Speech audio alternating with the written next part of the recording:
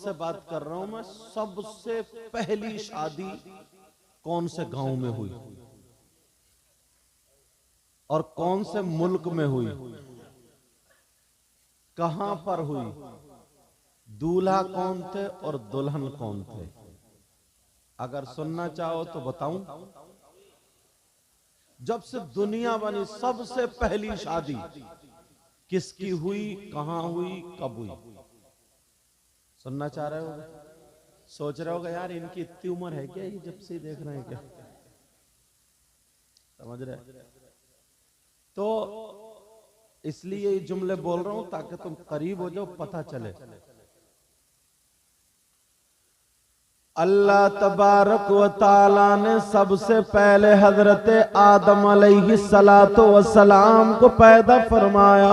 सुभान अल्लाह। ये नईम भाई कह रहे क्या बात है, इन्हें पता ही नहीं क्या बात है। हाँ ये पता चलेगा ये बात है। सबसे पहले दुनिया में इंसान कौन है बोलो? इनको कहां पैदा किया गया? जन्नत में। कहां पैदा किया गया बोलो प्यारे? और औरतों में सबसे पहली औरत जिनका नाम हजरत हव्वा रज़ी अल्लाह ताला अन्हा है, इनको भी जन्नत ही में पैदा किया गया। सुभान अल्लाह, सुभान अल्लाह। मर्द को भी जन्नत में, औरत को भी जन्नत में। अभी तीसरा कोई नहीं है इंसानों में। सबसे पहला इंसानों की दुनिया से पहले जिन्नात की दुनिया थी। किसकी दुनिया थी बोलो? अब जिन्नातों ने इतनी लड़ाइयां करी, इतनी लड़ाइयां करी, किसी के कोनी लग गई तो बस खूरेजी। शादियों पे लड़ाई, जमीन के बंटवारे पे लड़ाई, एक दूसरे का छोटी छोटी बात पे खून बहाते थे। क्योंकि अल्लाह खुद फरमाता वइज़ क़ाल रब्बुका लिल मलाइकति इन्नी जाइलुन फिल अर्दि खलीफा। आ गया ना, क़ालू अतजअलु फीहा मन युफ़सिदु फीहा व यस्फिकु दिमा। खून बहाया करते। अब अल्लाह ने एक मीटिंग ली फरिश्तों से। फरिश्तों से कहा, किन से कहा बोलो? कहा ऐ फरिश्तों, अब मैं दुनिया पर इंसान बसाऊंगा, इंसानों की आबादी दुनिया पर कायम करूंगा। कहा मौला वो कैसे होंगे? कहा उनके पास दिल भी होगा, उनके पास आंखें भी होंगी, उनके पास हाथ पांव भी होंगे और नफ्स भी होगा। बिया शादी भी करेंगे, खाएंगे पिएंगे, पूरी हालत बता दी, नफ्स होगा। फरिश्तों ने कहा मौला नफ्स की वजह से तो लड़ाई हो रही है, जिन्नात इतने लड़ रहे हैं आपस में, चचेरे तेरे भाई लड़े मरे जा रहे, मुमेरे फुफेरे लड़ रहे हैं, एक बाप की माँ की औलाद आपस में लड़ रही है। इतना नफ्स होगा, रिश्तों पे लड़ाई, जमीन पे लड़ाई, खाने पे लड़ाई, दौलत पे लड़ाई, सारी चीजों पे लड़ाई। मौला अगर तुझे अपना खलीफा बनाना है तो इंसानों में से नहीं, वनहनु नुसब्बिहु बिहम्दिका व नुक़द्दिसु लक। कुरान में पहले सिपारे में लिखा है, फरिश्तों ने कहा मौला हम में से किसी को खलीफा बना दे, इसलिए हम नूरी फरिश्ते हैं, हमें खाने की जरूरत नहीं, बिरयानी की जरूरत नहीं, कौर में रोटी की जरूरत नहीं, कपड़े लत्ते की जरूरत नहीं, बिया शादी की जरूरत जरूरत नहीं, गाड़ी घोड़े की जरूरत नहीं, जमीन मकान की जरूरत नहीं। वनहनु नुसब्बिहु बिहम्दिका व नुक़द्दिसु लक, ऐ अल्लाह हम तो सिर्फ तेरी तस्बीह पढ़ते हैं और तेरी ही तक़दीस बयान करते हैं। कहा हमें तो न खाने की जरूरत, न कपड़े की जरूरत, न लत्ते की जरूरत। आज कितनी औरतें बेचारियों को पेट में हालत खराब है उनकी, क्यों? बस सिर्फ इतना ही कि उसने अच्छे कपड़े पहन लिए, मैं रह गई। इसी से ब्याह शादी में ना कोई दुआ दे रही है ना कुछ कर रही है, बस ये झांकती फिर रही है कौन कैसे कपड़े पहने, कौन कैसे पहने, कौन कैसे पहने, इसी चक्कर में मर गई है। यहां तक के अगर जनाजे में जाए तब भी इसकी नजर कपड़ों पे ही रहती है। धोखे से अगर किसी ने ना लाली नहीं काली लगा ली होठों पे काली, तो अब देखो ऐसी फिर रही जैसे कोयले खा के आई है।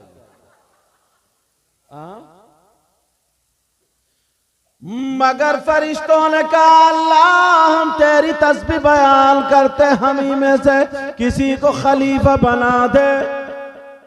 अल्लाह ने कहा काला इन्नी आलमु मा ला तालमून, मैं वो जानता हूं जो तुम नहीं जानते हो। वअल्लम आदम अल-अस्माअ कुल्लहा सुम्मा अरदहुम अलल मलाइका, अल्लाह ने हजरत आदम अलैहिस्सलाम को कुछ अस्मा सिखा दिए और फरिश्तों के सामने पेश किया। तो आओ अब मुकाबले को।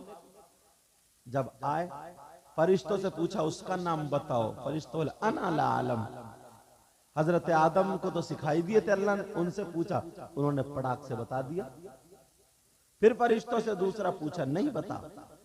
फिर आदम अलैहिस्सलाम से पूछा, बता दिया, क्योंकि अल्लाह ने वअल्लम आदम अल अस्मा,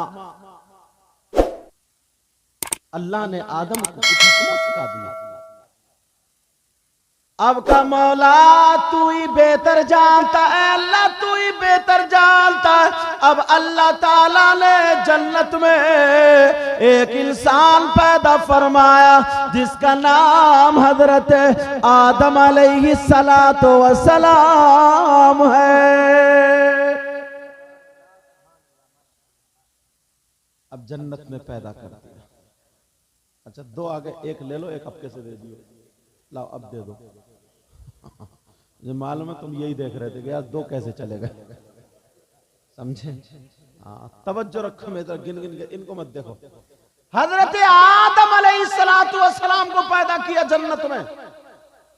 अब प्यारो जरा सोचो यार, जन्नत में क्या किसी चीज की कमी है? बोलो। मगर अल्लाह को क्या करना था? अल्लाह को क्या करना था? अल्लाह को इस दुनिया का एक निजाम बनाना था।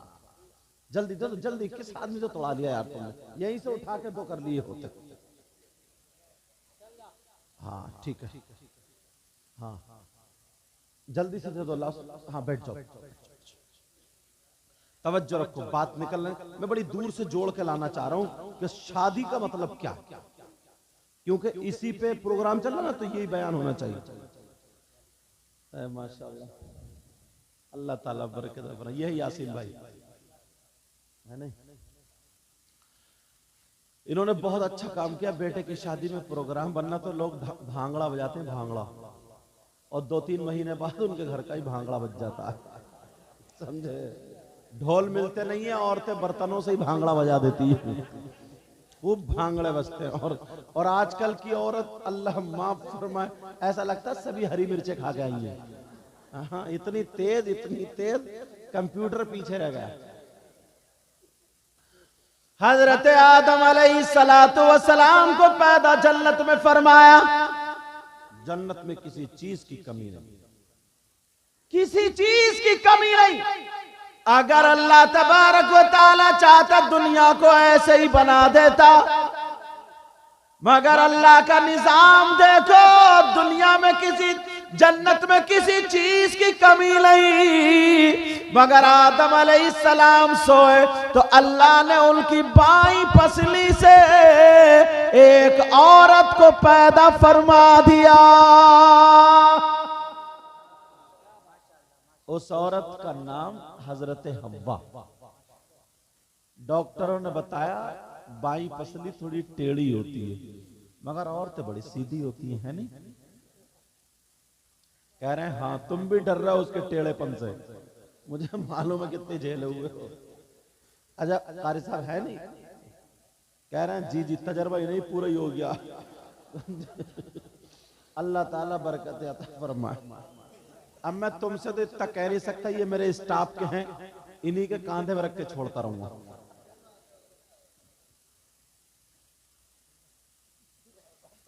हजरत आदम अलैहिस्सलातु वस्सलाम का निकाह, सबसे पहला ये निकाह जन्नत में हुआ, हजरत हव्वा से हुआ। सुनने की बात है, किससे हुआ बोलो? हजरत हव्वा, पहला निकाह। अभी किसी का निकाह नहीं हुआ। अब आप सोच रहे होगा यार मेहर कितने बंधे है? नहीं, अल्लाह ने फरिश्तों के जरिए बता दिया ये तुम्हारी बीवी है। हजरत आदम अलैहिस्सलातु वस्सलाम ने जब हाथ लगाना चाहा, अल्लाह ने रुकवा दिया, नहीं पहले मेहर अदा कर दो। उस वक्त ना हिंदुस्तान बना था, न पाकिस्तान बना था, न तुर्किस्तान बना था, न अफगानिस्तान बना था, न चीन, जापान, बंगाल, कुछ भी नहीं बना था। कोई मुल्क नहीं बना था। उन दोनों के अलावा कोई इंसान ही नहीं था। तो जब मुल्क नहीं बना था तो रुपया कौन सा चलता था? पैसा कौन सा चलता था? कितना जन्नत में कौन सा सिक्का चलता था? कितना मेहर बंधा। मगर बताऊंगा तो सुनना चाह रहे ना? सबसे पहला निकाह हजरत आदम अलैहिस्सलातु वस्सलाम का जब निकाह हुआ, हाथ रोक दिया, नहीं पहले मेहर अदा करो। या अल्लाह, मेहर किस चीज के मेहर होंगे? क्या अदा करना पड़ेगा? फरिश्ते भी सजदे में हैं। हजरत आदम अलैहिस्सलातु वस्सलाम को बताया फरिश्तों के जरिए, कोई रुपया पैसा बना ही नहीं, चलता ही नहीं था। मगर अल्लाह ने फरमाया, ओ आदम सुनो, आखिरी पैगंबर मेरा महबूब मुहम्मदुर रसूलुल्लाह होगा। ओ आदम सुनो, अगर तुम्हें मेहर अदा करना है तो मेरे आखिरी पैगंबर मुहम्मदुर रसूलुल्लाह पर 17 मरतबा दुरूद शरीफ पढ़ लो, मेहर अदा हो जाएगा।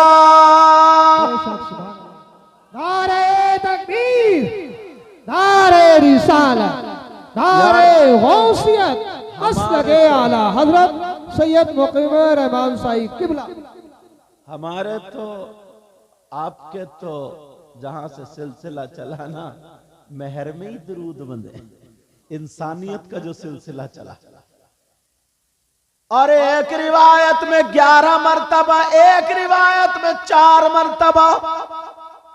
मैक की आवाज कम ना करें, समझे? 4 मरतबा, 11 मरतबा, 17 मरतबा, इतनी रिवायतें मेरे सामने आई, वो मैंने बयान कर दी।